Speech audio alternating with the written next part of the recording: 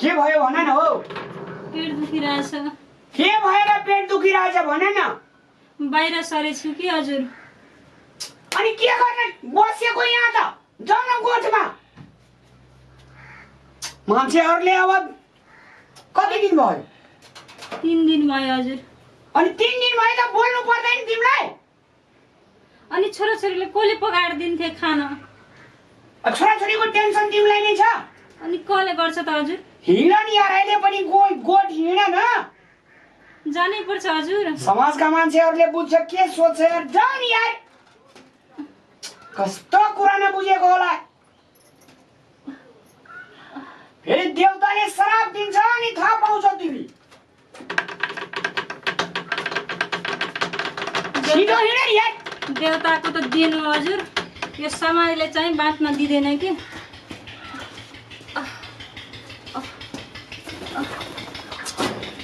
फेरि के गरेको यार? हिँड नि हिँड।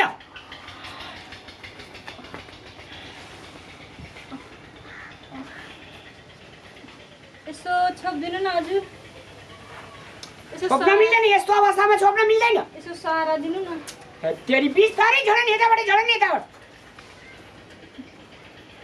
अलिकति पढ्यो कि के सोच्छ यार, के सोच्छ? बाउ बाजेले चलाएको परम्पराले छोडिदिनु हामी? छिटो रे छिटो। छपरी लागेको बेलामा यदि गोठमा बसेन भने जनताले श्राप दिन्छ, तिमीलाई थाहा छैन? होइन हजुर, यो त भगवानको वरदान हो हजुर। किन त अरूले त जे सोच्छ तपाईहरु पनि किन सोच्नुहुन्छ कि हामी नारीको केही अस्तित्व हुन्नन्? नारी धेरै नै भन। हिँड। के भयो फेरि यसलाई? पेट दुखिरहेछ हजुर, नगर्नु नि त्यस्तो। पेट दुखिरहेछ भने बिस्तारै हिँड न। छोराछोरीलाई पनि हेर्न पर्यो, आमालाई हेर्न पर्यो। मैले पकाएर दिएन भने तपाईहरु कसरी खानुहुन्छ, कसरी गर्नुहुन्छ? हामीहरूको कुरा छोडिदियो तिमी। जाऊ। सारा दिनु न हजुर। म हुँदैन, छुनु हुँदैन। कस्तो लाटी रहेछ, पुरै बुझ्दैन यार।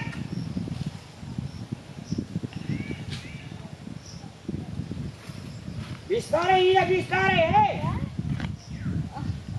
समाजको मान्छेहरूलाई हेरेको कति गाली गर्थ्यो मलाई। यस्तो अवस्थामा देउताले गाली गर्छ, थाहा छ तिमीलाई? होइन हजुर, यो त भगवानको वरदान हो। तपाईहरु किन यो समाजमा किन यो व्यवहार चेन्ज हुँदैन? अब 7 दिनसम्म गोठमा बस्न पर्छ हजुर। अनि रङ्गीन महलमा बस्ने 7 दिनसम्म बस्नु पर्दैन र? हाम्रो चलन छ, हाम्रो परम्परा छ। छपरी लागेको अवस्थामा गोठमा बस्नुपर्छ। तिमीलाई थाहा नै छैन? कहिले चेन्ज होला यो हाम्रो परम्परा? कति नारीमाथि अत्याचार होला यस्तो? चेन्ज हुन्छ? न उठ्न सकेछु न बस्न सकेछु। बाउ बाजे पुर्खाहरूले यस्तो काम गरिराखेको छ, तिमी चाहिँ धेरै बुझ्ने बन्छ। छपरी माथि एनजिओ र आइएनजिओ पनि काम गर्नु भएको छ। हाम्रो सरकारले पनि यस्तो भेदभावलाई हटाउन भन्नु भएको छ। त्यो पनि हाम्रो यो गाउँको समाजले चाहिँ यस्तो साँच्चै कति न जानेको चेन्ज नहुने कि कति न जान्ने भन्छ। ल हजुर, म त यहाँ गोठमा त मलाई राखिदिनु भयो, तर मेरो छोराछोरीलाई हेर्नु हजुर। हजुर पनि आफ्नो ख्याल राख्नु, खाना पकाउनु, खाना दिनु मेरो छोराछोरीलाई, आमालाई पनि हेर्नु। म त 7 दिनसम्म अब यही हुन्छु। बसन माथि बसन यार, कुरै नबुझ्दो रहेछ यार। पेट दुखिरहेछ हजुर, यसो सहारा दिनु न। हुँदैन, छुनु हुँदैन। बसन बस। बस्नु नसक्ने भयो हजुर, म अब यहीँ बस्छु। माथि बसन हो, कुरा किन नबुझेको? पेट दुखिरहेछ हजुर, कसरी सक्ने? अब आमा त आमा, बुढा पनि यस्तो भएपछि के गरी दिन काट्ने? तिमी माथि बस त, धेरै जान्ने नभन त माथि बस तिमी।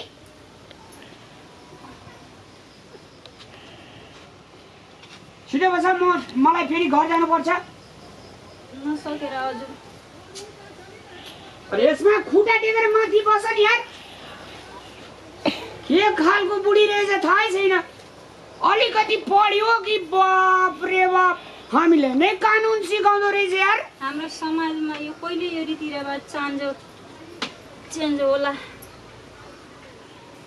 हजुर हो नि, हजुर चेन्ज गर्ने आफ्नो बाउ बाजेको पालादेखि चल्दै आएको नियम कानुन कहिले चेन्ज हुन्छ?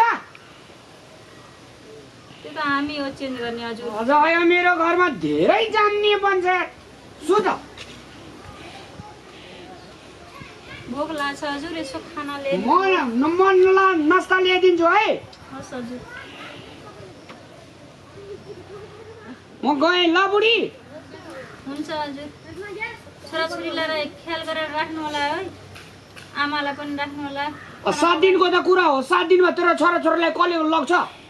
खाना पकाएर खानु होला राम्रोसँग हजुर।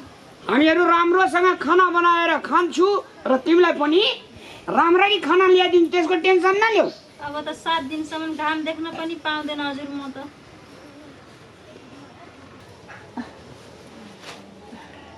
यो छ परिप्रथामाथि विभिन्न सङ्घ संस्थाले काम गरेर पनि अहिलेसम्म केही परिवर्तन आएको छैन। हाम्रो समाजमा केही त्यस्तो फरक परेको छैन।